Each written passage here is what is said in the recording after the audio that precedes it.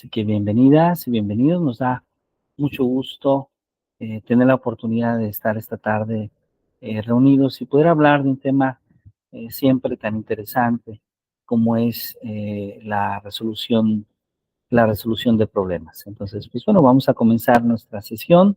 Me gustaría, si ustedes están de acuerdo, de una manera muy breve, que pudiéramos compartir un poquito nuestro nombre y en qué nivel de enseñanza trabajamos. Si trabajamos en educación primaria, en educación secundaria o en educación media superior. Por favor, si son tan amables. Adelante, quien desee compartirnos. Buenas tardes, doctor. Buenas Hola, muy tardes a buenas todos. tardes. Un gusto saludarle, maestra Verónica. Bienvenida. Muchas gracias. Bueno, yo soy maestra de nivel medio superior.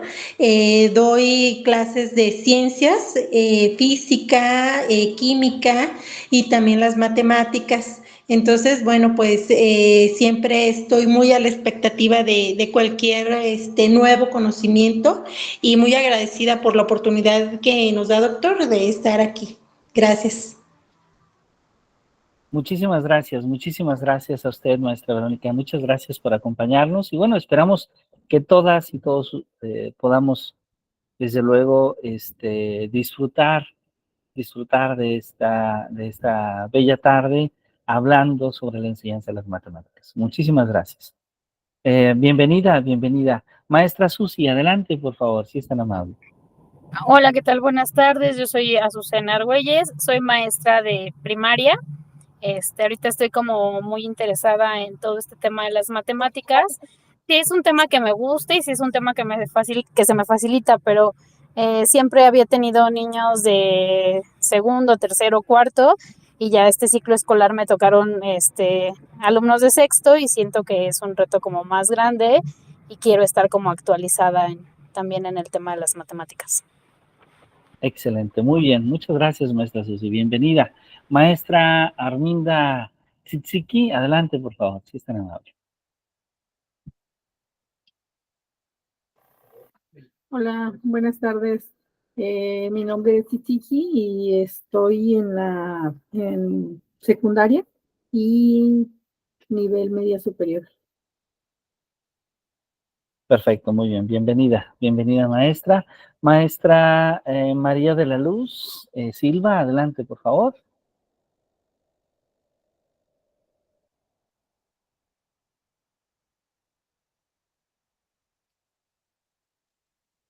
Buenas tardes.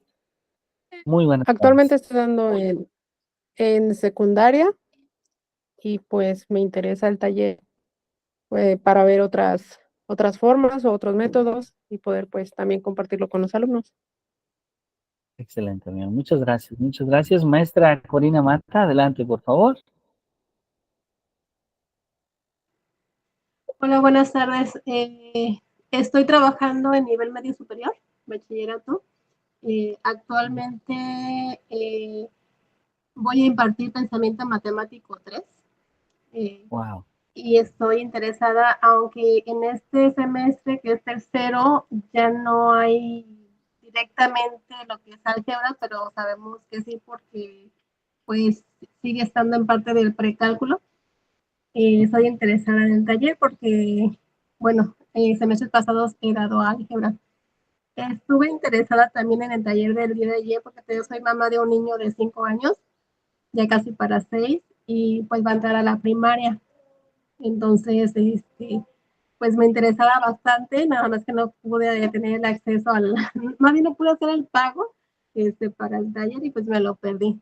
Pues precisamente para estar en el nivel de mi niño y poderlo apoyar también desde casa. No se preocupe, maestra Corina. Vamos a tener más talleres y por ahí nos vamos a poner en contacto. Muchas gracias. Muchas gracias. Pues bueno, vamos a comenzar. Les doy una cordial bienvenida a todas y a todos, esperando que todos podamos disfrutar de esta sesión de trabajo. Vamos a hablar de la resolución de problemas matemáticos. Y hablar de la resolución de problemas matemáticos nos hace recordar justamente la obra de George Polya. ¿Sí? George Polya, quien fue un matemático de origen húngaro, de Hungría, ¿sí? Y que publicó un libro por allá por 1945, cómo plantear y resolver problemas matemáticos. Es algo muy curioso porque Paul Jack, cuando escribe este libro, les platico un poco. Paul Jack era un matemático que se dedicaba principalmente a temas de análisis, de combinatoria de álgebra abstracta. De hecho, hay un teorema que lleva su apellido en el campo del álgebra y de la combinatoria, pero va a ser hasta el final de sus años, ya como un profesor con muchas experiencias, que se decide preguntar sobre cómo los adolescentes, cómo los jóvenes podrían interesarse más en el aprendizaje de las matemáticas.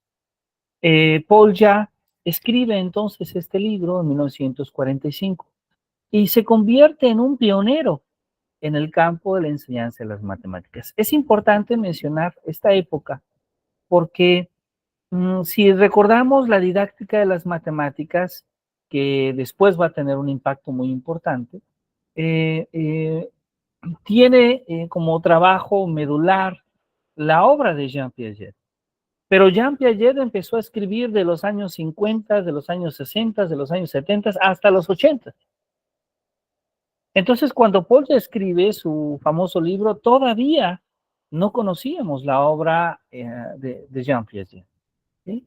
La única obra con un impacto importante en Europa que se conocía era la pedagogía de María Montessori, que María Montessori había desarrollado a principios del siglo pasado, pero que, debo decirlo, la obra de Montessori no fue tan teorizada, es decir, sí se llevó a la práctica en la escuela, en los colegios Montessori, pero no en un nivel académico, es decir, no había una formulación teórica de la teoría de Montessori. De hecho, la formulación teórica de la teoría de Montessori vino después con la obra de Jean Piaget y de otros autores importantes. En este sentido, es que podríamos decir que Paul ya se convierte en un personaje trascendental en el campo de la enseñanza de las matemáticas. Su método, el método de Paul ya, es un método que hoy en día practicamos no solamente en el nivel medio superior, sino en todos los niveles educativos. De hecho, el modelo educativo de nuestro país en gobiernos pasados tomaba como base la resolución de problemas. Esta resolución de problemas que no es exactamente el método de Paul ya, porque el método de Paul ya se llamaba justamente resolución de problemas matemáticos, ¿sí? Matemáticos. Estamos pensando en un determinado tipo de problemas, pero finalmente la resolución de problemas viene de el método de Paul, es decir, viene de tratar de asumir y de darnos cuenta que el método de Paul, ya estas fases de las que vamos a hablar esta tarde, en realidad son útiles no solamente para problemas matemáticos, sino para otro tipo de problemas interesantes a los que se puede enfrentar cualquier ciudadano o ciudadana. Entonces, relacionado a este libro que escribe Paul ya en 1945, cómo plantear y resolver problemas matemáticos, pues surge la resolución de problemas y por los años 70 en Canadá y en Estados Unidos surge un concepto que vamos a llamar aprendizaje basado en problemas, donde la noción de problema es una noción mucho más global, no solamente un problema matemático, sino un problema de índole general. Tanto es así que el aprendizaje basado en problemas es una de las metodologías activas consideradas en la nueva escuela mexicana. ¿Sí? Entonces, ya no hablamos de resolución de problemas, pero sí hablamos de aprendizaje basado en problemas. Y ese aprendizaje basado en problemas es una metodología actualmente importante. Ahora, comentábamos que la epistemología del pensamiento matemático como tal, es decir, el cuestionarse sobre cómo se genera el conocimiento matemático, el cuestionarse sobre cómo se aprende matemáticas, va a surgir de los años 50 a los años 70 con las obras de varios autores, entre ellos sobresaliente la obra de Jean Piaget. ¿Sí? Entonces, la obra de Jean Piaget es posterior a la resolución de problemas matemáticos de Georges Polya. Polya, entonces, con su resolución de problemas matemáticos, lo que hace es proponer, ¿sí?, este método como un medio de enseñanza, como un medio de aprendizaje de las matemáticas en el nivel medio superior. Y con el paso de los años, otros autores van a darse cuenta de lo importante de esta metodología, que va a llegar al nivel secundaria, al nivel primaria, al nivel preescolar, a la formación inicial, y se va a generalizar. Por ejemplo, en nuestro país, algunos autores como Eugenio Filloy o como Irma Fuenlabrada en la educación preescolar y principios de primaria van a generalizar este método en los modelos educativos de nuestro país.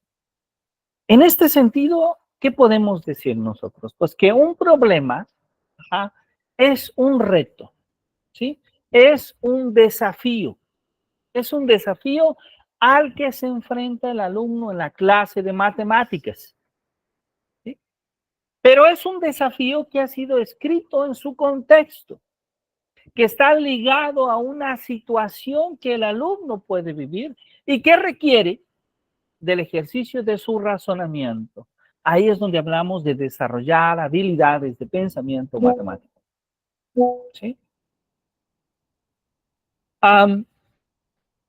La resolución de problemas entonces privilegia el razonamiento, es decir, construir un modelo matemático que permite entender, comprender el problema planteado. ¿Sí? Eso es muy importante. En eso consiste la idea.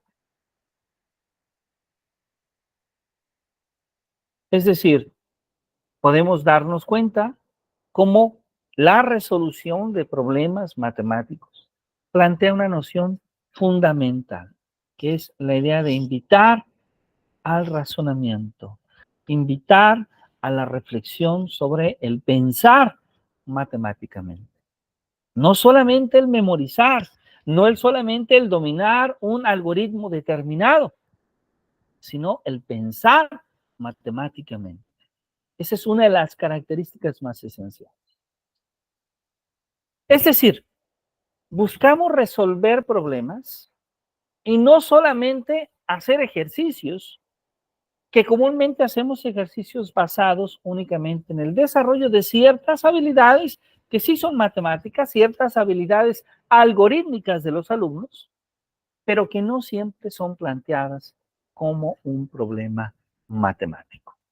Es decir, de lo que estamos hablando ahora es que en muchas ocasiones cuando enseñamos matemáticas estamos interesados más en los procesos de que el alumno pueda resolver determinados ejercicios.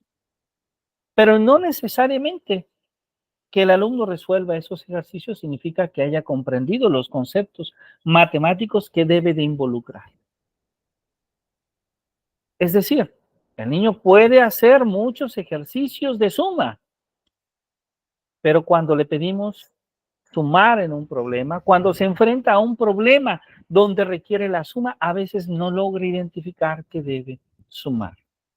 El niño o el joven puede haber resuelto muchos ejercicios, trabajando expresiones algebraicas, pero cuando se enfrenta a un problema no logra identificar cómo expresar la situación del problema mediante una expresión algebraica y en consecuencia no logra resolver el problema. No logra resolver el problema al que se está enfrentando. Es decir, no estamos diciendo que hay que quitar todos los algoritmos. Es importante la práctica de ejercicio. Claro que sí. Pero lo que estamos diciendo es que no es suficiente. Que no podemos asumir la idea de que el niño ha aprendido solamente porque ha logrado hacer algunas operaciones matemáticas. Polya entonces propone que un problema puede resolverse en 4 fases. Una primera fase que le vamos a llamar la fase de planteamiento y comprensión del problema. ¿Cuál es el problema?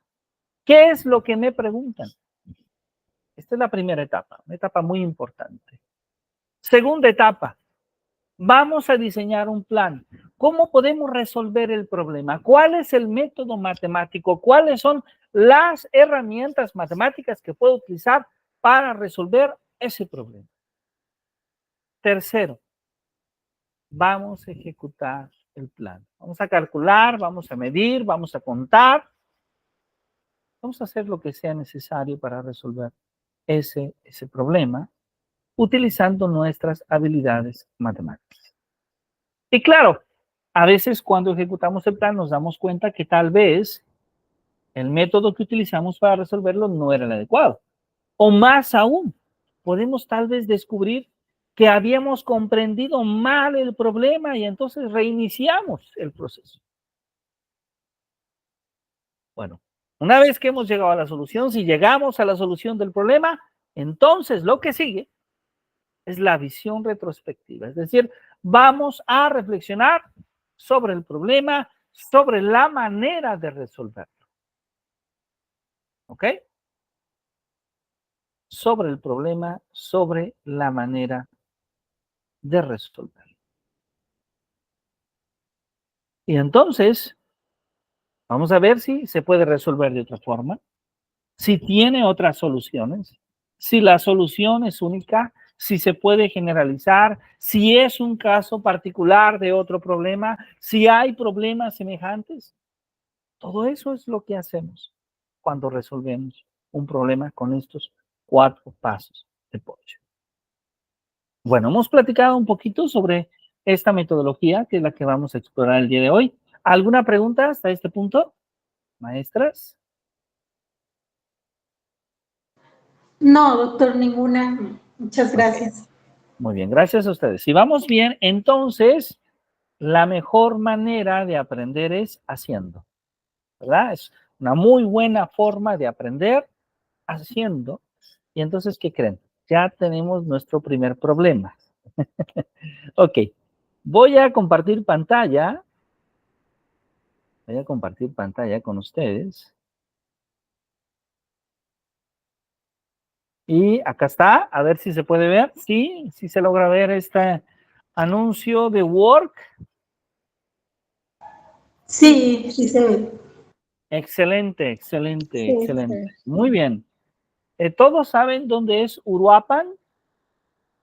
Uruapan, Michoacán. ¿Sí han conocido? Sí, Sí conocen Sí, Uruapan, sí, Michoacán. Sí conocen. ¿Conocen Durango? Durango. sí. ¿Sí han visitado? Perfecto. Bueno, entonces vamos a tomar 2 datos, por favor. El primer dato es que la población de Uruapan es de 350,000 habitantes. Esto es un valor aproximado, ¿sí? Y la población de Durango es de 805,000 habitantes. ¿Sí? Vean, por favor, que Durango es mucho más grande que Uruapan, que hacia el doble. Y entonces, ¿a ustedes les gustan las historias de vampiros? ¿A alguien les gustan las historias de vampiros? Vamos a suponer que nos encontramos en una historia de vampiros. ¿Ok? Y ¿quién ha leído, quién ha tenido la oportunidad de ver alguna película de vampiros como Drácula, por ejemplo? Val Helsing. Van Helsing. Ah, perfecto. ¿Quién comentó, perdón? De acá no me permite ver. No, Tiki. Ok, perfecto, perfecto. Muy bien, maestra. Entonces, ¿puede usted recordar cuáles son dos propiedades que tienen los vampiros? Que que los podríamos caracterizar, por ejemplo. Pues el sol o la luz del sol y que chupan sangre. Ok, se alimentan de sangre, el sol los destruye, ¿verdad? O algo así, no sé, los quema, algo así. Muy bien, ha invertido viendo estas películas, muy bien. Bien, ¿alguien más recuerda algo que les pase a los vampiros? Solo viajan en la noche y no se reflejan en los espejos. Muy bien, salen de noche y no se reflejan en los espejos. Muy bien, maestra Corina. Gracias, maestra Susi. Maestra Corina, adelante. Que duermen en ataúdes o Duermen en solamente ataúdes. los eliminan con algo de plata, algo así. Con balas de plata o con una estaca, ¿verdad? Con una estaca en el corazón. Así Muy es. bien, bien. ¿Alguien más? ¿Cada cuánto tiempo se alimenta un vampiro?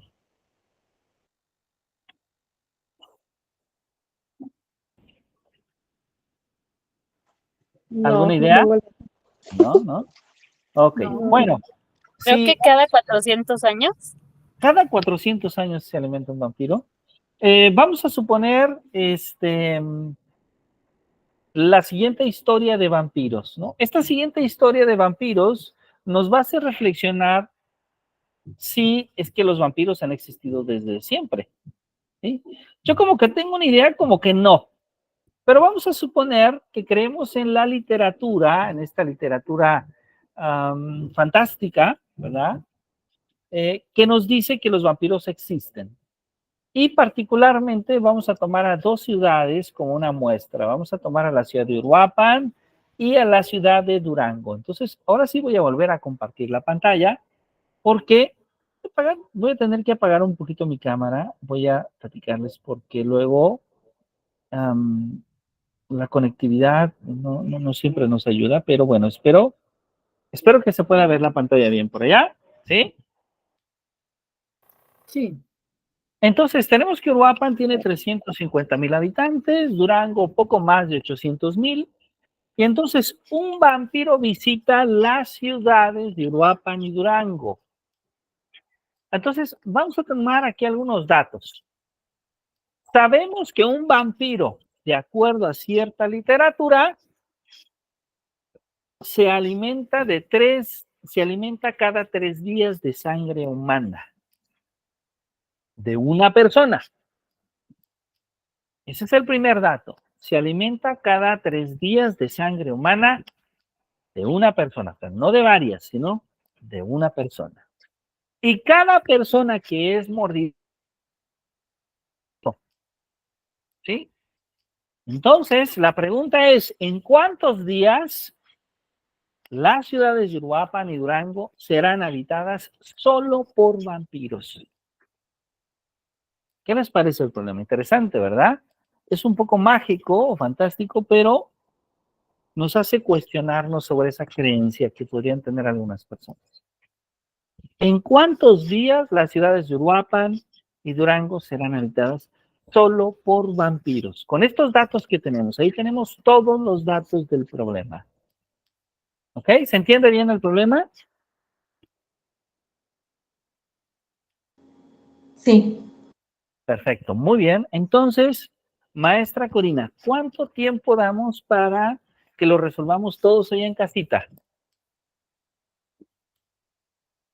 Ay, sí. No sé. ¿Les parece bien unos 5 minutos de reflexión? Una pregunta. Sí, adelante. Los demás habitantes ya convertidos en vampiros, ¿no van a morder solamente uno? Todos muerden solo uno, porque es la regla. Ajá. La regla es que cada humano que se convierte en vampiro muerde solo a una persona cada tercer día. Me refiero a que solo el primer vampiro va a morder o los que ya se convirtieron también van a morder. Ah, sí, los que ya se convirtieron también van a morder, así es, también morderían. Sí, sí, porque ya son vampiros, ya pasan a ser pues de la clase de los vampiros. ¿Ok? Muy bien. Vamos a dar entonces 5 minutos, por favor, a todas por allá y les invito a que todas y todas puedan pensar este problema, si son tan amables. Adelante, por favor. Yo aprovecharé para ir por una taza de café en lo que ustedes están pensando este bonito problema. Adelante, por favor.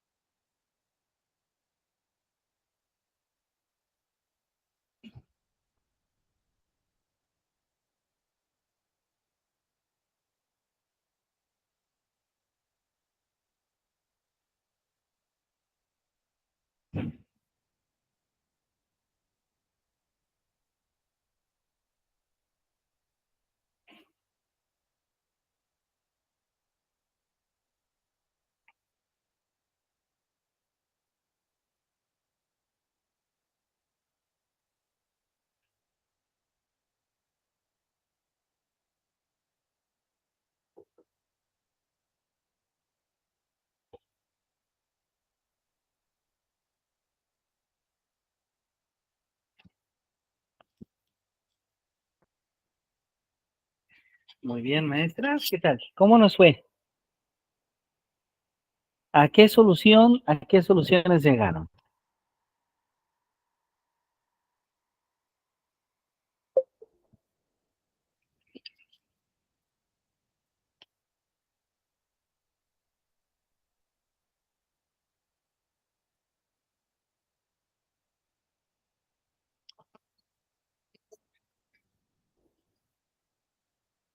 Bien, ¿a alguien le gustaría participar? Compartirnos qué resultado obtuvo.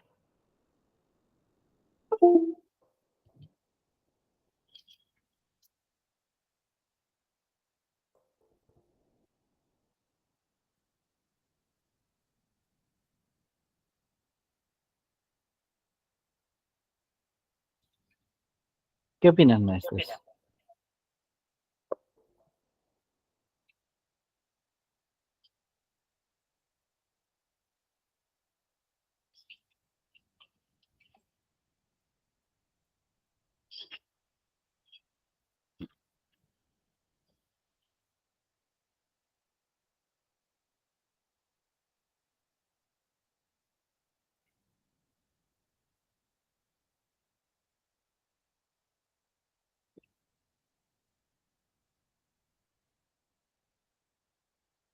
Maestra Susi, ¿le gustaría compartirnos?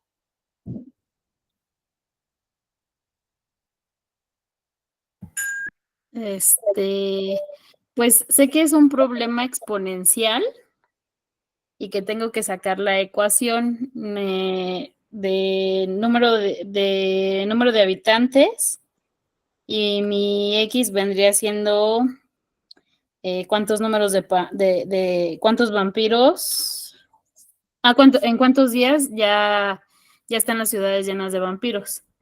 Pero estoy en esa resolución, no me acuerdo muy bien porque pues ya tiene mucho que no veo este tipo de temas. Muy bien, muy bien. Ok, pero ya hay una idea. Y maestra Verónica, ¿pudo llegar a usted a alguna solución? Ah, muy bien, la maestra Verónica nos escribió en el chat, ¿verdad? A ver, vamos a ver el chat. Muy bien. Dice que sería algo así como x elevado a la n, ¿ok? Ok, una Perdón, idea más. doctor, una disculpa. Bueno, sí creo que debe de ser alguna expresión donde tenga que ser elevado a una n potencia, pero sí no he logrado todavía aterrizarlo. Ok, muy bien. ¿Qué les parece si les ayuda un poquito en este problema? Y en el siguiente problema vamos a dar un poquito más de tiempo porque vamos a hablar naturalmente de la resolución de problemas, pero construyendo algunos problemas que puedan ser interesantes. Entonces, a ver, el problema nos da dos datos. Estos datos son adicionales, ¿verdad? La población de Uruapan, que es de poco más de 300,000 habitantes, 350,000 habitantes. La población de Durango, que es de poco más de 800,000 habitantes, 805,000. Y después nos dice que un vampiro visita las ciudades de Uruapan y de Durango. ¿Qué sabemos? Sabemos que un vampiro, de acuerdo a cierta literatura, es decir, la literatura fantástica, se alimenta cada 3 días de sangre humana de una persona. Y cada persona que es mordida se convierte a su vez en vampiro. Entonces, la pregunta que nos hacen es, las ciudades de Uruapan y Durango, ¿en cuántos días serán habitadas por vampiros? ¿Sí? Es decir, algo así como estas películas tipo Exterminio, ¿no? Donde toda la ciudad se va a convertir en vampiros. Entonces, vamos a tratar de comprender el problema, ¿no? Lo primero es que la ciudad de Uruapan tiene, este es un dato muy importante, la ciudad de Uruapan tiene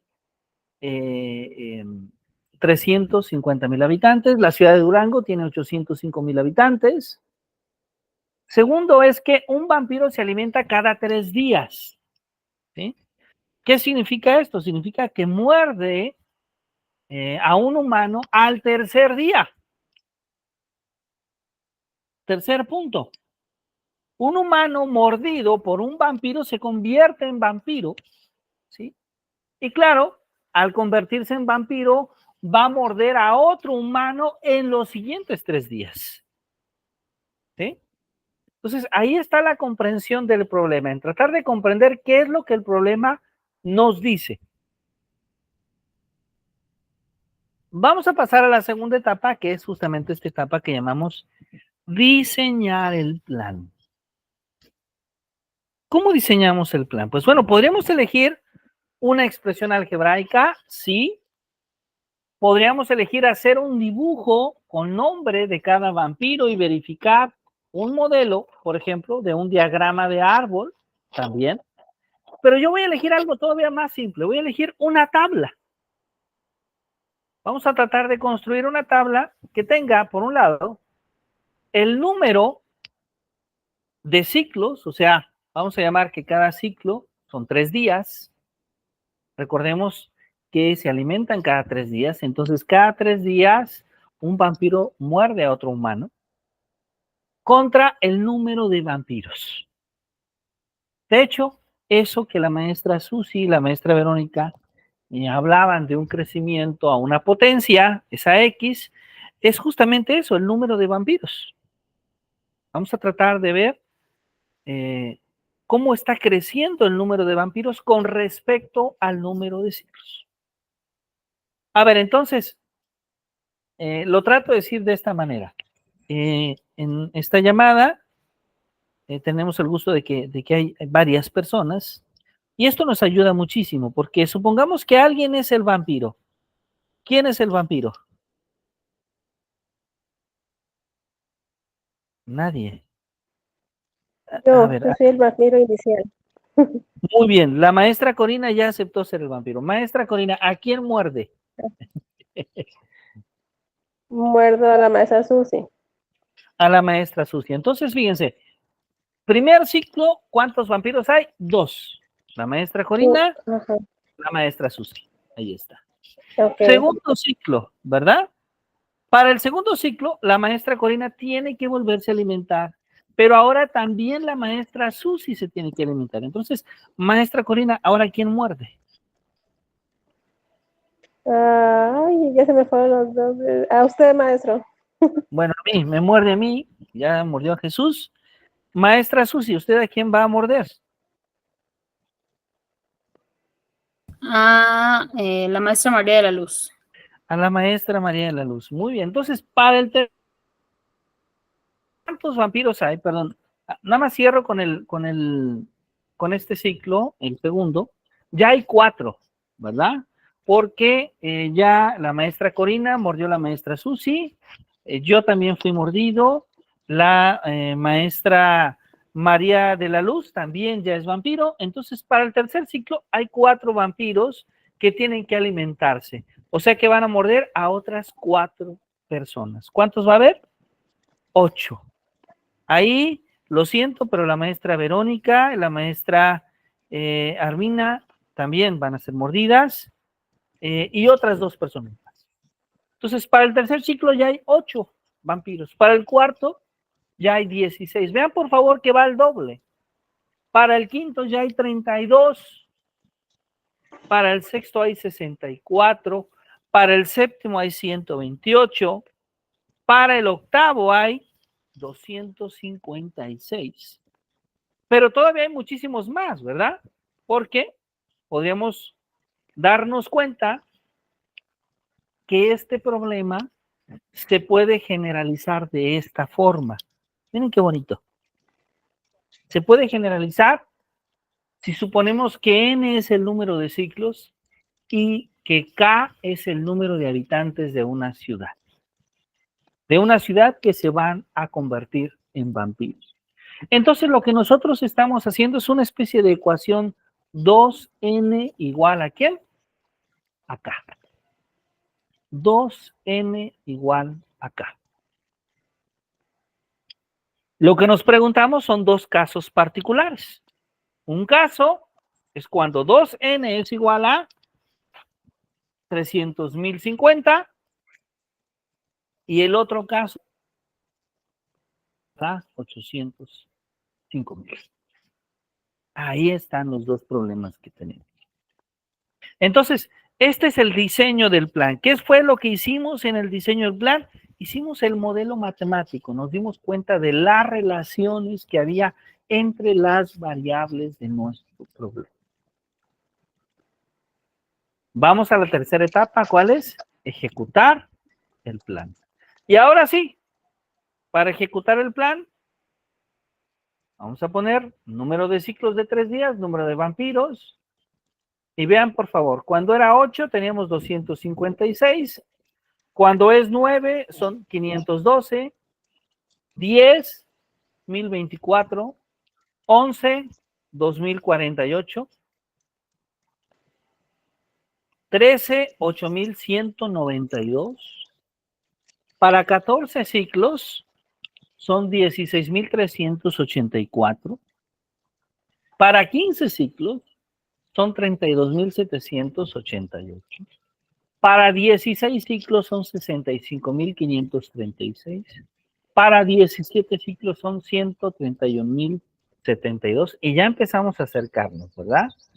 Porque para 18 ciclos, fíjense que para 18 ciclos ya son 262.144. Entonces, para 19 ciclos ya es el doble, 524.288. O sea, en 19 ciclos cae Uruapan.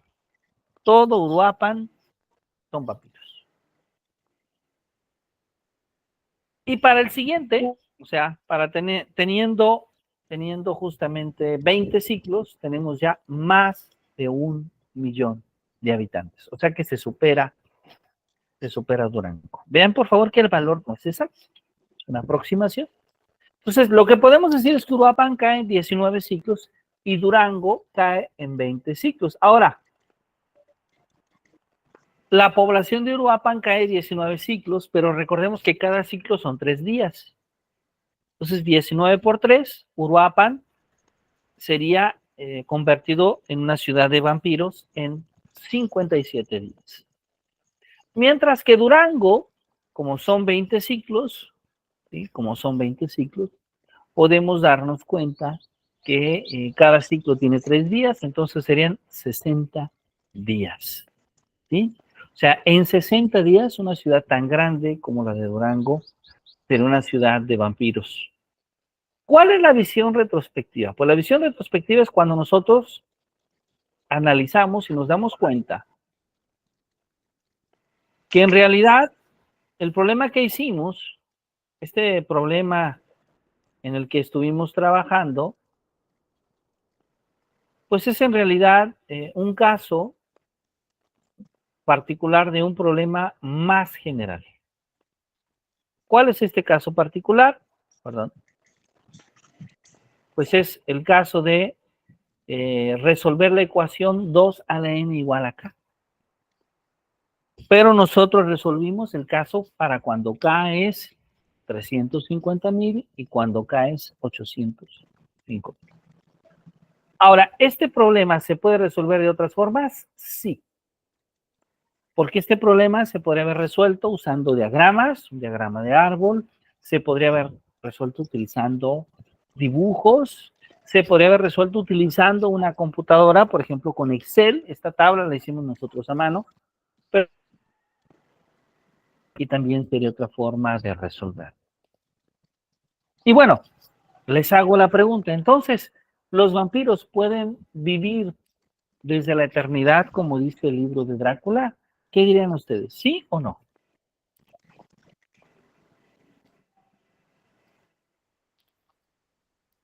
Según este análisis matemático. Pues no, porque se acabarían los habitantes, ¿no? Ya no tendrían alimento. Exactamente, ya está la respuesta. Lo siento, si alguien creía en los vampiros, hasta esta clase, hasta este taller, ya descubrió un argumento muy sólido para darnos cuenta que son completamente falsos. ¿Por qué? Porque si los vampiros existieran como lo dice la literatura, fantástica, pues en este mundo todos ya seríamos vampiros, considerando el tiempo que hemos vivido, ¿verdad? Es decir, a pesar de que el mundo tiene más de 2.000 millones de habitantes, muy rápidamente, yo les aseguro que en menos, probablemente en menos poco menos de 200 días, todo el mundo estaría cubierto de vampiros. Entonces, en general, pues esto es un ejemplo que nos muestra que esa creencia sobre esa leyenda o mito fantástica, pues es falsa, ¿verdad? Pero lo interesante es que las matemáticas nos pueden ayudar a redescubrir este saber construyendo este modelo matemático, ¿ok? Entonces veamos por favor que seguimos los 4 pasos que Paul ya estableció, ¿ok? ¿Se entiende bien, maestra? Maestra Susi, por favor, adelante, si es tan amable. Bueno, y por ejemplo, yo que estaba tratando de hacer como una ecuación o algo así, ¿sí se puede hacer también? Sí, de hecho, esta es la ecuación que tenemos acá. 2 a la n igual a k. Ajá. Es decir, si nosotros quisiéramos modelarlo esto mediante una ecuación, sería una ecuación muy sencilla, que es 2 a la n igual a k. ¿Ok? De hecho, n es un múltiplo de 3 por otro valor que podríamos llamar el número de días, porque n representa el número de ciclos. Entonces, si nosotros quisiéramos, digamos, ser como mucho más concretos, podríamos decir lo siguiente: como n es el número de ciclos y cada ciclo tiene 3 días, vamos a llamarle d a los días, ¿les parece bien? Entonces, ¿qué podríamos decir? Podríamos decir que se cumple la ecuación que nos dice 2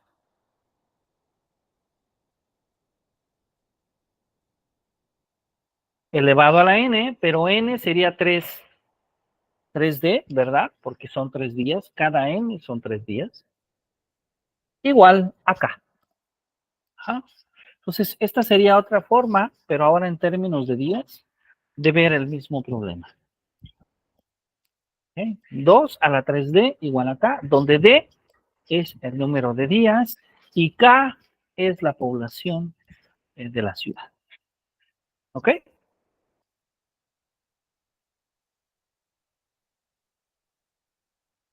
Y luego ahí cómo lo resuelvo. Bueno, en este caso, siempre asumimos la idea de que k es dado, o sea, de que se nos indica cuál es la población de k. ¿Sí? Supongamos que, maestra Susi, ¿en qué ciudad vive usted? En el Estado de México. Por ejemplo, Toluca, vamos a suponer lo siguiente. Para la ciudad de Toluca, ¿alguien recuerda qué población tiene aproximadamente Toluca?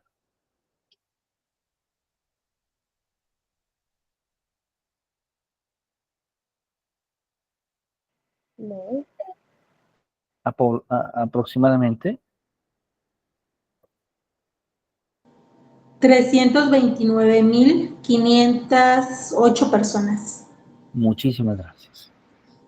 Entonces tiene una población de 329.508 personas. ¿Ah? Entonces, esta ecuación de acá se va a convertir en la ecuación que diría 2 a la 3d igual a 329.508. Y entonces, aquí, ¿quién es la variable? Pues la incógnita, digamos, es d, es el número de días. ¿Cómo podemos calcularlo? Lo podemos hacer exactamente igual que como lo hicimos, haciendo una una tabla, es una forma rápida de hacerlo. O también podríamos, si queremos, usar tablas de logaritmo. Tomando el logaritmo base 2, también se podría calcular. Pero la ecuación que tendríamos que resolver sería justamente esta ecuación que acabamos de escribir. ¿Ok?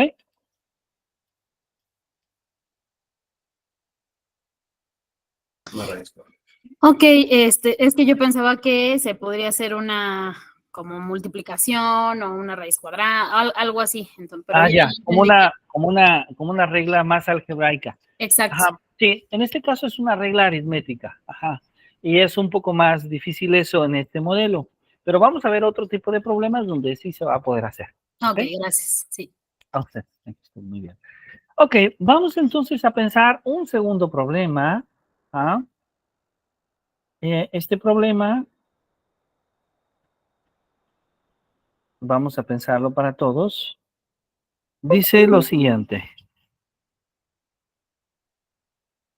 Am, este problema dice lo siguiente. Dice,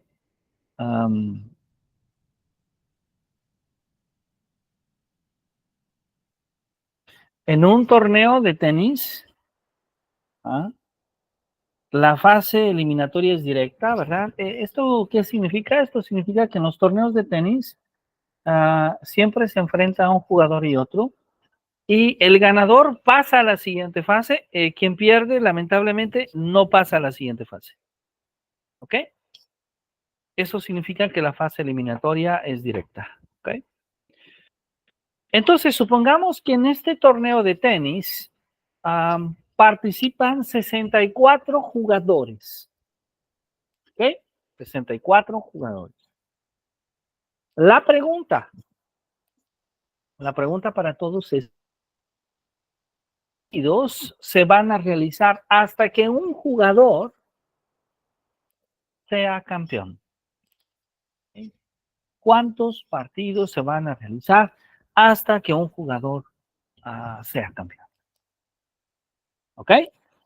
A ver, vamos a dar un poquito de tiempo. ¿Cuánto tiempo damos, maestra Susi?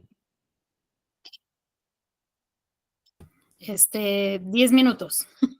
Es, bueno, es un poco de mucho tiempo, pero Es está que bien.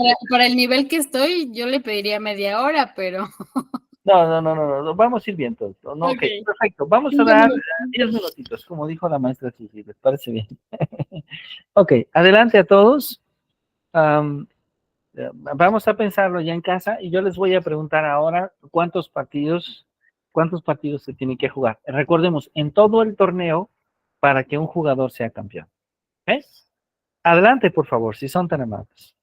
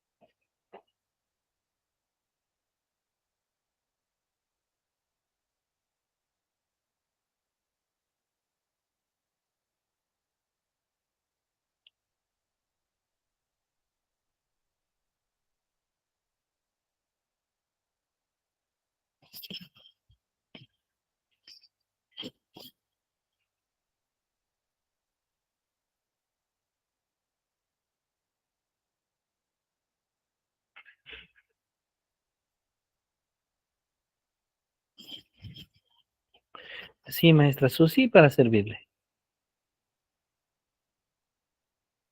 Listo. Excelente, excelente, muy bien. ¿Qué respuesta encontró?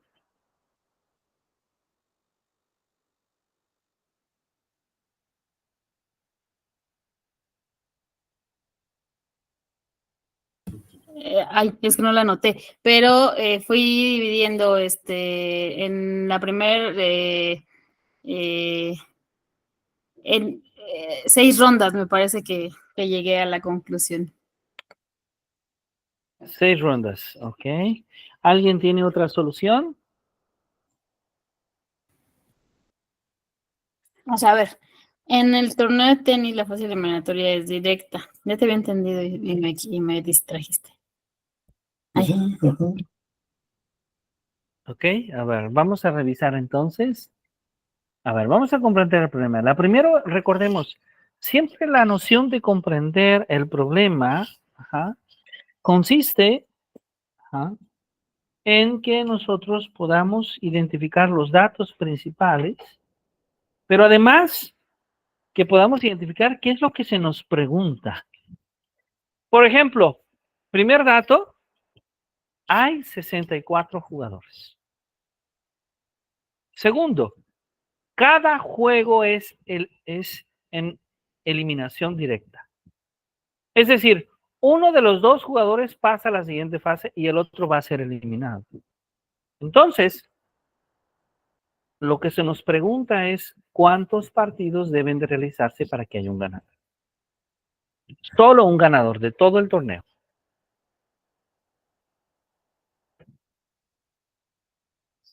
Bueno, yo les voy a invitar a que pensemos este problema de una manera muy semejante a como pensamos en el problema anterior. Y voy a utilizar nuevamente un recurso muy básico, pero en el que insistiré que es útil, aun cuando sea básico, porque nos permite resolver el problema. Voy a proponer que utilicemos nuevamente una tabla. ¿Ok? Y entonces vamos a utilizar una tabla como diseño del plan, ¿cierto?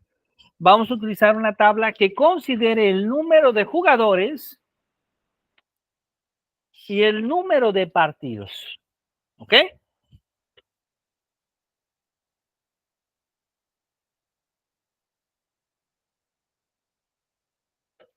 Ya sabemos que en cada partido un jugador gana y otro pierde. Entonces veamos por favor qué bonito.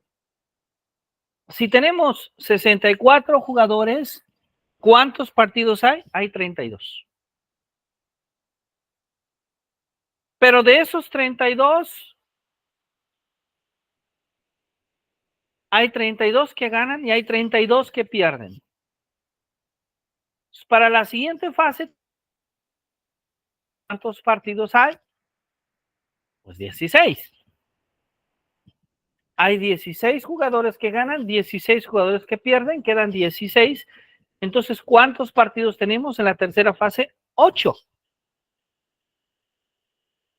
Hay 8 jugadores que ganan, hay 8 jugadores que pierden. ¿Cuántos partidos tenemos? 4. Hay 4 jugadores que ganan, 4 jugadores que pierden. Entonces, en la siguiente fase tenemos solo 2 partidos. Hay 2 jugadores que ganan, 2 jugadores que pierden. Para llegar a la final,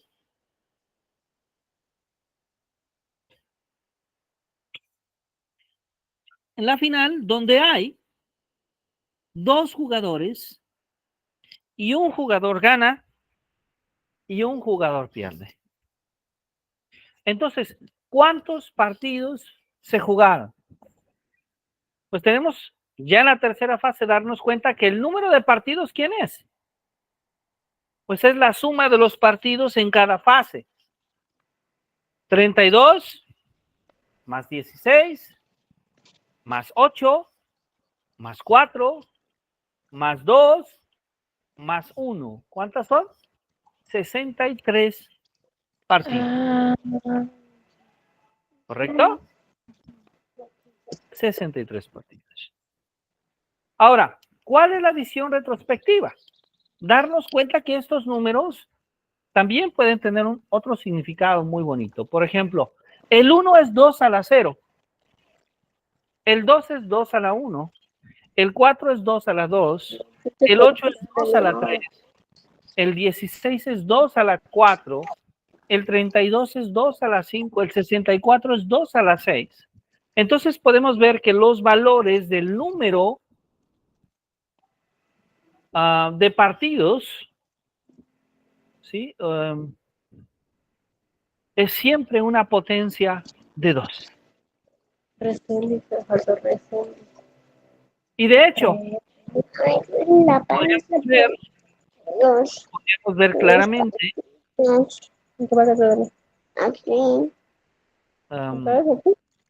podemos ver claramente justamente que otra manera de resolver este problema podría ser utilizando también un diagrama de árbol. ¿Ok? Entonces veamos cómo este problema lo hemos presentado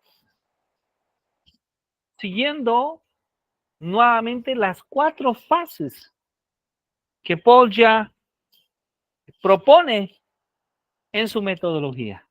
¿Ok? ¿Vamos bien, maestras? ¿Maestros? Sí, profesor, gracias. Ok, perfecto. Ok, vamos a tomar otro ejemplo, porque insisto en que una manera de aprender es haciendo, ¿verdad? Haciendo. Entonces, vamos a pasar a un tercer problema, y este problema dice lo siguiente. En una cafetería se vende una nueva mezcla de café. Y vamos a suponer que nos acompaña el maestro Víctor Hugo. Bienvenido, maestro. El maestro Víctor tiene una nueva cafetería. Le ha abierto un negocio y el maestro Víctor vende café. Pero él vende una mezcla de café. ¿Sí? Una mezcla que está compuesta, por una parte, por un café económico, cuyo precio de kilogramo es de 60 pesos. Y por otra parte, de café gourmet, de la más alta calidad, cuyo precio por kilogramo es de 180 pesos. Él quiere vender su mezcla y quiere que su mezcla tenga un valor de 150 pesos. Así, él lo ha propuesto. Y entonces la pregunta, si la mezcla vale 150 pesos, la pregunta que nos hacemos es, ¿qué cantidad de café debe tener de cada uno de los anteriores en un kilogramo? O sea, dicho de otra forma, ¿qué cantidad de café económico debe tener y qué cantidad de café gourmet debe tener ese kilogramo que el maestro Víctor está vendiendo en 150 pesos? ¿Ok? Bien, ya este problema, veamos que este problema ya nos exige un poquito más que los otros dos problemas, ¿verdad? Ya hay una relación distinta los otros dos problemas. Espero que esté siendo interesante para ustedes. Maestra Susi, ¿cuánto tiempo damos para este problema? Me parecen bien unos 5 minutos para todos. Que todos intentemos dar una respuesta allá en casa.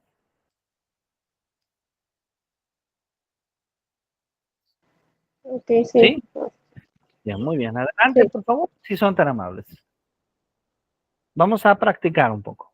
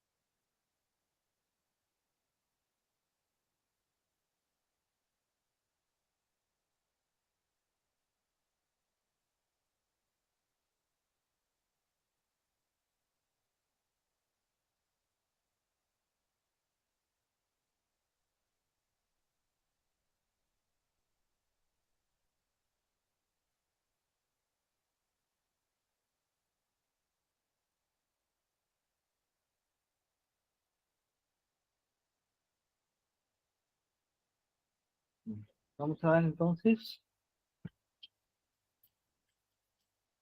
Estamos dando estos minutos para resolver este problema, ¿sí? Adelante, por favor.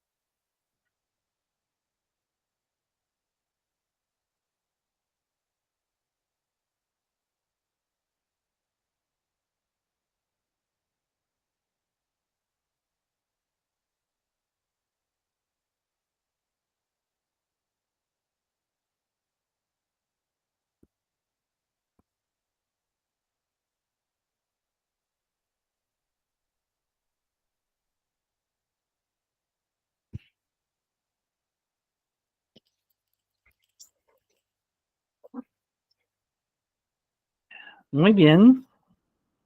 ¿Qué tal? ¿Qué tal les pareció este problema? Espero que haya sido interesante para todas y para todos, ¿sí? ¿Alguien pudo llegar a la solución? ¿Alguna idea de la solución?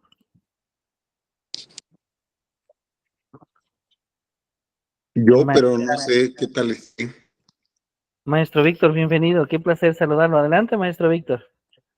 Yo digo que tendrían que ser 3/4 del café que vale 60 pesos y 7/12 del café que vale 180. 3/4 y 7/12. Ujú. Interesante, interesante. Muy bien. Muy bien. Vamos ahora a verificarlo. Muy bien, maestro. ¿Alguien más tiene otra solución, además del profesor Víctor? Maestra Susi, adelante, por favor. Yo saqué el gramaje, el costo por gramaje. Ajá. Y ya por cada gramo, pues vi el costo, ya hice la suma, ya vi cuántos gramos de cada café. Por ejemplo, de cada 100 gramos, el café económico cuesta 6 pesos. Entonces, si compramos 700 gramos, son 42 pesos. Y del café gourmet, los 100 gramos cuestan 18. Si compramos 600 gramos, son 108. La suma de esos dos, pues me dio 150. Entonces, mi solución fue que 600 gramos de gourmet y 700 gramos de económico. ¿Y cuánto del económico? 700 gramos. Pero ahí ya pasa el kilo. Ah, Sí, ¿verdad? Sí, tiene razón. Sí, ¿verdad? Ok, no, pero está bien. Es un cálculo aproximado. Bien, bien. Ok, ¿alguien más? ¿Otra solución? Ok, vamos a revisarlo paso a paso. Ahora vamos a utilizar álgebra. Ok, vamos a utilizar álgebra. Entonces, vamos a tomar primero el café económico.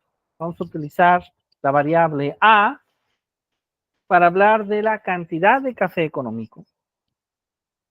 Y vamos a decir que B es la cantidad de café gourmet. ¿Sí? A es la cantidad de café económico, B es la cantidad de café gourmet.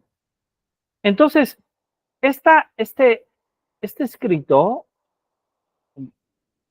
podemos expresarlo como un sistema de ecuaciones. A ver, vamos a ver. La ecuación de arriba, A más B igual a 1. 1 es la unidad, que en este caso se está tomando como 1 kilogramo. ¿Y qué nos dice? Que la cantidad de café económico más la cantidad de café gourmet es igual a 1, a la unidad que es 1 kilogramo. Y la segunda ecuación es una ecuación que comúnmente llamamos una ecuación de costos o de valores, donde veamos que tenemos una relación entre la cantidad de café y el valor del café. O sea, 60 por A, 60 por la cantidad de café económico, más 180 por B. Es decir, 180 por la cantidad de café gourmet debe de ser igual a ¿cuánto? A 150. Debe ser igual a 150. Entonces, A más 1 es igual, perdón, A más B es igual a 1 y 60A más 180B debe de ser igual a 150. Ese es el modelo matemático del problema. ¿Sí? Entonces tenemos un sistema de ecuaciones lineales. Eso es lo que tenemos, un sistema en nuestro problema, un sistema de ecuaciones lineales. ¿Cuál es el diseño del plan? Pues vamos a resolver el sistema de ecuaciones lineales y podríamos resolverlo de muchas formas. Existen métodos de reducción, sustitución, igualación, por determinantes o por la regla de Kramer, utilizando matrices, que es el método de Gauss-Jordan, pero nosotros vamos a elegir un método más simple, vamos a tratar de elegir un método más accesible, que va a ser, en este caso, el método por sustitución. Y bueno, vamos a ejecutar el plan. ¿Cómo lo ejecutamos? Pues vamos a resolver el sistema de ecuaciones. Vamos a tomar la primera ecuación, que es la más básica, a más b igual a 1, y vamos a despejar b. Pues como a más b es igual a 1, significa que b es igual a 1 menos a. Y vamos a la segunda ecuación, que es la ecuación 60a más 180b igual a 150. Entonces escribimos 60a más 180 por b, pero en lugar de b escribimos 1 menos a igual a 150. Y eso es igual a 60a más 180 por 1, 180, más por menos, menos 180 por a, 180a igual a 150. Veamos, por favor, qué tenemos ahí. 60a menos 180a. ¿Cuánto nos queda? Nos va a quedar menos 120a. Y del otro lado, si pasamos ese 180 a la derecha, vamos a tener 150 menos 180, que sería menos 30. O sea, tenemos la ecuación lineal que dice menos 120a es igual a menos 30. Menos 120a es igual a menos 30. Entonces ese menos 120 que está ahí, multiplicando pasa dividiendo, y entonces a es igual a menos 30 sobre menos 120. Como son factores de 30, 30 por 1 es 30, 30 por 4 es 120, entonces eso lo podemos escribir como un cuarto, como fracción equivalente. Menos por menos es más, entonces a es igual a un cuarto. ¿Cuánto es ese cuarto? 0.25. Ya que sabemos a, es muy simple saber b, porque b es igual a 1 menos a, como dice esta ecuación de acá arriba, ¿verdad? B es igual a 1 menos a, entonces B, ¿quién es? B es igual a 1 menos a, o sea, 1 menos 0.25, que es igual a 0.75. Y veamos que entonces ya tenemos la respuesta. A es 0.25, B es igual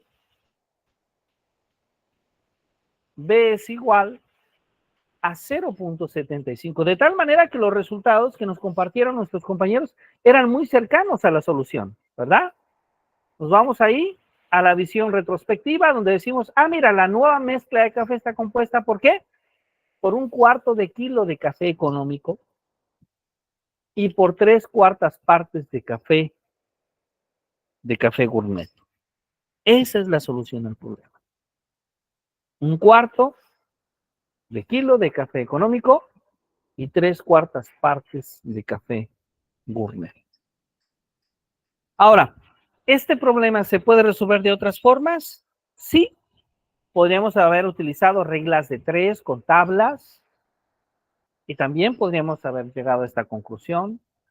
Podríamos haber utilizado otro método algebraico como igualación, como reducción, como Cramer, o como ya había mencionado, Gauss-Jordan. Son otras formas de hacerlo. Nosotros lo hicimos de una manera específica, pero este mismo problema se podría haber resuelto desde otra forma. Ahora, ¿alguien puede llevar una balanza a la escuela? Sí. ¿Alguien puede llevar café económico y café gourmet a la escuela? Sí. Y también puede pedir a los estudiantes que experimenten ahí y que entonces ellos también aproximen el valor. ¿Sí? Entonces, experiencias que se pueden vivir con este problema. ¿Alguien tiene alguna duda, alguna pregunta? Maestras, maestros. ¿Se entiende bien la solución? ¿El proceso? ¿Se entiende bien? Excelente. Muy bien. Muy bien, vamos entonces a pasar a un problema más. ¿Ok?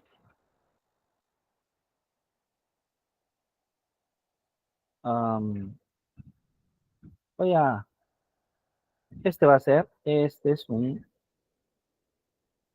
problema bonito. El problema número 5, y el problema número 5 dice lo siguiente: Alberto y su padre se llevan 25 años.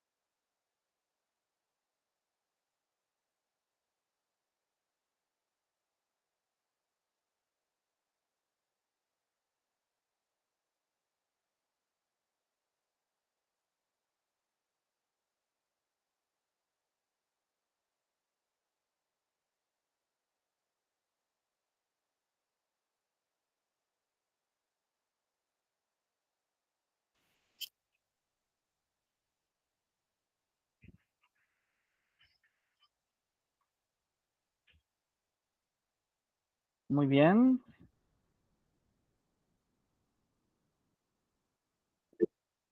Hola a todos, ¿cómo están? Un gusto saludarles.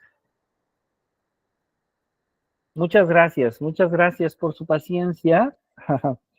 Am, bueno, el clima y ahora una lluvia bastante fuerte siempre nos pone a prueba.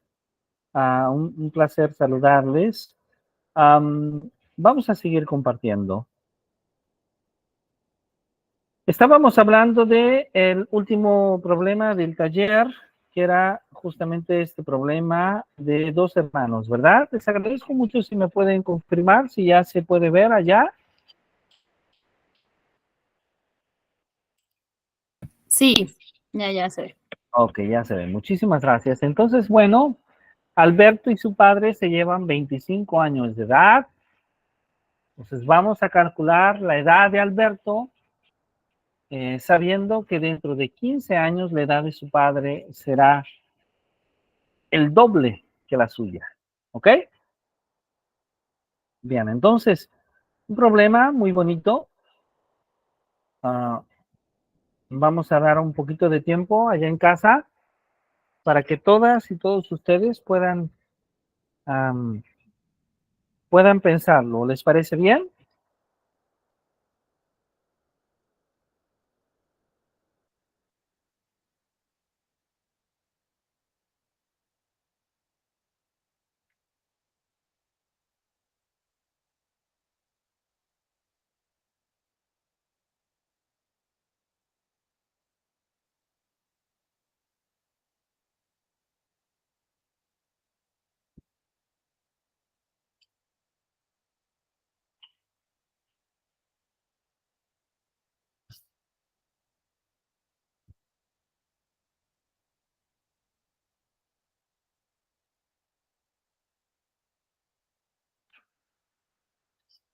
Ok, entonces, vamos a dar un poquito de tiempo para que todos piensen allá este problema, por favor, si son tan amables.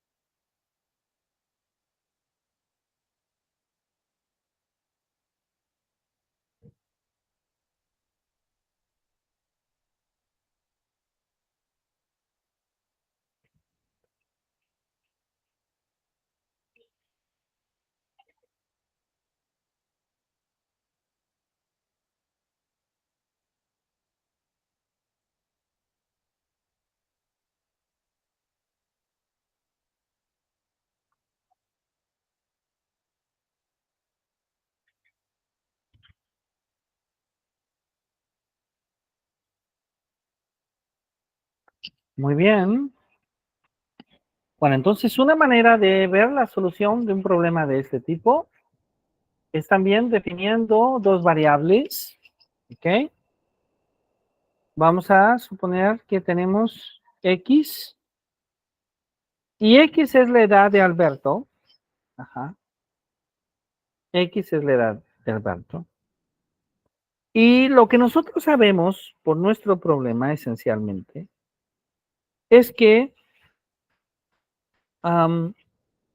si analizamos con detenimiento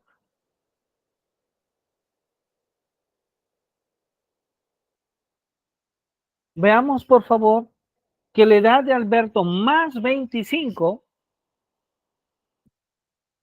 que la edad de Alberto más 25 será igual a la edad de su padre. ¿Correcto? Entonces, esto significa, esto por un lado, ¿verdad? Estamos tratando de comprender lo que el problema dice. Pero por otro lado, también sabemos que el doble de la edad de Alberto va a ser igual a la edad de el padre de Alberto menos 15. A ver, la edad de Alberto más 25 es igual a la edad de su padre, pero el doble de la edad de Alberto es igual a la edad de su padre menos 15. Bien. Entonces, esto lo podemos escribir como un sistema de ecuaciones. X más 25 es igual a Y. Si X es la edad de Alberto y si Y es la edad de su padre, veamos que prácticamente estamos traduciendo las dos ecuaciones, las dos afirmaciones de arriba. La edad de Alberto más 25 es igual a la edad de su padre, es lo mismo que X más 25 es igual a Y. Y el doble de la edad de Alberto es igual a la edad de su padre menos 15, o sea, es lo mismo que 2X es igual a Y menos 15. En muchas ocasiones, la principal dificultad se presenta en diseñar el plan. ¿Sí? En diseñar el plan, en identificar las variables. ¿Sí? ¿Qué es lo que vamos a hacer? Vamos a resolver ese sistema de ecuaciones con dos incógnitas y podemos utilizar el método de sustitución. Podríamos utilizar el método de reducción, de igualación. Claro que sí. Vamos a utilizar el de sustitución. Entonces, vamos a tomar la ecuación que dice X más 25 es igual a Y. ¿Por qué tomamos esta? Porque es bastante simple. X más 25 es igual a Y. Esto es lo que dice la primera ecuación. ¿Están de acuerdo? Entonces, X más 25 es igual a Y. Si sustituimos la Y en la segunda ecuación, la ecuación dice que 2X es igual a Y menos 15. O sea, que 2X es igual a lo que vale Y, que es X más 25 menos 15. O sea, 2X es igual a X más 25 menos 15 es 10. O sea, 2X es igual a X más 10. Vamos a resolver para X. Y entonces 2X, vamos a pasar la X de la derecha hacia la izquierda. Y nos va a quedar 2X menos X es igual a 10. 2X menos X es X. X es igual a 10. ¿Correcto? X es igual a 10. Ahí está. X es 10. Ahora, ya sabemos que X es 10. Vamos a utilizar ese valor en la ecuación que tenemos que nos dice que Y es igual a X más 25. Vamos a sustituirlo y entonces Y es igual a X más 25, que es 10 más 25 igual a 35. O sea, que X es 10 y Y es 35. ¿Sí? Podemos nosotros decir en la visión retrospectiva, ¿sí?, que entonces la edad de Alberto es 10 años y la edad de su padre es 35 años. ¿Sí? Podemos inclusive decir más. Este problema se puede resolver usando métodos algebraicos, utilizando sistemas de ecuaciones como lo hicimos, pero también podemos hacerlo utilizando un poco de cálculo aritmético.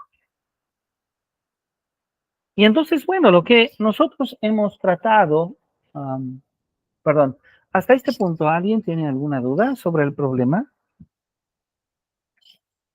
¿Sobre la solución del problema?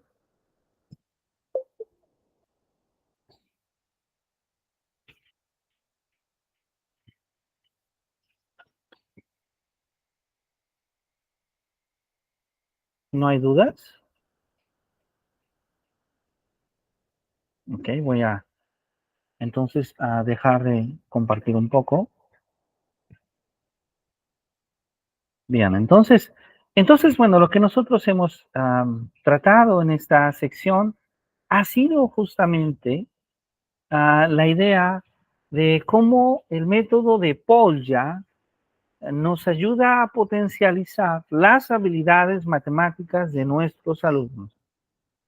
Nos invita a que nuestros alumnos puedan razonar y trabajar con una de las partes que más se les dificulta a nuestros estudiantes, que es comprender el problema y diseñar un plan para resolver el problema. La gran mayoría de los estudiantes logra concretar la tercera fase, esa fase donde logra calcular, donde logra medir, porque en muchas ocasiones de la lista de ejercicios prácticos que se tienen en la clase, logra desarrollar esas habilidades. Pero a veces el principal reto al que se enfrenta el estudiante tiene que ver en cómo pensar el problema, cómo desarrollar ese pensamiento matemático. Ese es probablemente el reto más fuerte al que se enfrentan los estudiantes. Bueno, yo me detengo aquí para dar espacio a la reflexión, al diálogo. Maestra Arminda, maestra Susi, maestra María de la Luz, maestra Corina. No sé si tengan alguna duda, alguna pregunta sobre este método, sobre cómo llevarlo a la práctica. No sé si estos ejercicios que estuvimos haciendo hayan sido suficientes para entender un poco la idea que tenía Paul ya cuando pensó en esta metodología.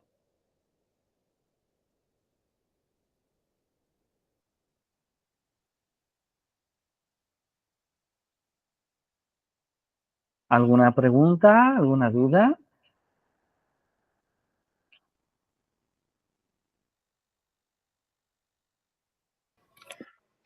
Maestra Corina, adelante, por favor.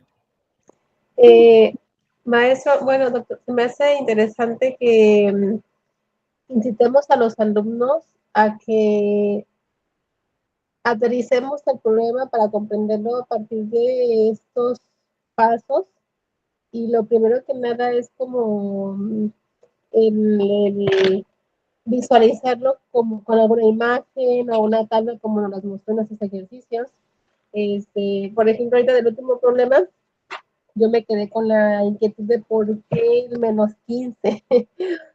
Entonces, rápidamente como que me hice la tablita de valores y le fui sumando, dije, pues para ver si sí cuadra. Y sí cuadra, ¿verdad? Dentro de 15 años, el papá duplica la edad. Entonces, a lo mejor nos tardamos un poquito más en resolverlo, pero creo que los alumnos pueden ir ellos despejando poco a poco las dudas y ellos mismos ir revisando como o comparando, ¿verdad? Ejercicios análogos. claro, siempre decirles que no todo se va a resolver de la misma forma.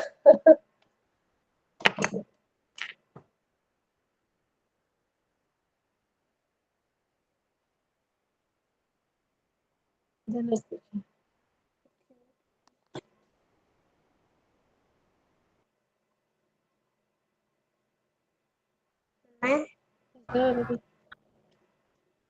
No se escucha, profesor. Ay, yo también pensé que era yo. Ok, perdón. Sí, es que tenía mi audio apagado, una disculpa. Gracias. Decía que muy interesante esto que nos ha comentado y que justo esa es la función del método. La función del método de Paul ya es siempre invitarnos a pensar matemáticamente. Muy bien, muchas gracias, maestra Corina. Maestra Susi, maestra María de la Luz, maestra Arminta, ¿alguna duda? ¿Alguna pregunta? ¿Un último comentario antes de cerrar? Maestra María de la Luz, para servirle. Pues básicamente, yo creo que es como invitar a seguir esa estructura, ¿no? Analizar el problema, ya que lo entendimos y resaltamos las partes importantes, pues ya rescatar los datos que nos pueden servir independientemente del método que se pueda aplicar, ¿no?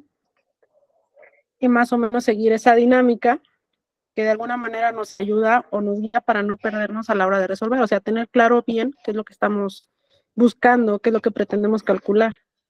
Exactamente. De hecho, eso es lo que hace Polya. Es decir, Polya es quien piensa en estas 4 fases para la solución del problema. Y claro, hay muchísima libertad.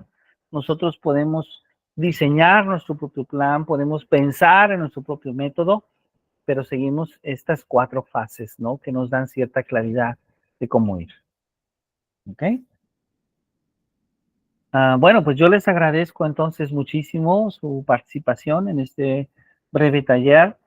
Les invito mañana a eso de las 5:30. Vamos a estar trabajando un taller breve también y vamos a hablar el día de mañana sobre un tema muy interesante, un tema que tiene que ver mucho con la educación media superior, que es la demostración constructiva en la enseñanza de las matemáticas para la educación media superior.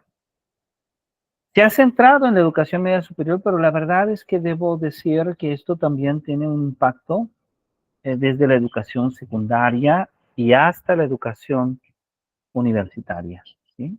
Vamos a hablar el día de mañana sobre ello y pues bueno, yo les agradezco muchísimo que nos hayan acompañado. Les invitamos a que mañana también